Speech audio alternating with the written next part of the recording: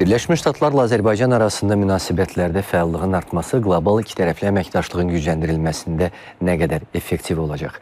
Donald Trump vitse-prezident Vensin Azərbaycan və Ermənistana səfər edəcəyini açıqlayıb. Səfər hazırki dövrdə xüsusi əhəmiyyət daşıyır. ABŞ prezidenti Donald Trump, vitse-prezident James David Vensin fevralda Azərbaycan və Ermənistana səfər edəcəyini bildirib. Vensin sülh səylərini inkişaf etdirmək və Trump marşrutunu irəli aparmaq üçün hər iki ölkəyə səfər edəcəyi qeyd olunub. Elə layihələr var ki, onlara ABŞ-ın dəstəyin siyasi səviyyədə nümayiş etmək vacibdir. Və düşünürüm ki, bu səfər həmin o TRIP layihəsinin və bölgə ölkələri ilə ABŞ-ın strateji partnyorluğun əhəmiyyətini nümayiş etmək üçün bu səfər təşkil olunur. İndi əvvəllər də olub dövlət katibi Clinton da gəlmişdi, Baker da gəlmişdi. Ancaq hər halda vitse-prezident bu da bir vacib bir səfər.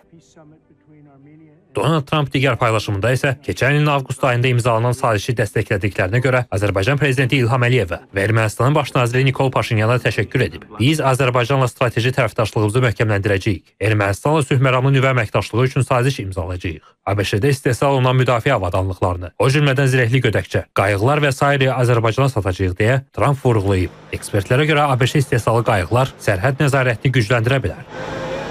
ABŞ ilə Azərbaycan arasında həm müdafiə sənayesi, həm təhlükəsizlik, həm süni intellekt, həm kiber təhlükəsizlik sahələrində əməkdaşlığa dair bir çox nümunələr ilə tanış olacaq. Birgə istehsal sahələrinin yaradılması perspektivdə mövcuddur. Azərbaycanda həm müdafiə sahəsinə, həm təhlükəsizliyin təmin olunmasına, həm sərhəd təhlükəsinə, həm hava məkanına nəzarət mexanizmləri əldə etmək üçün kifayət qədər geniş imkanlar yaradacaq.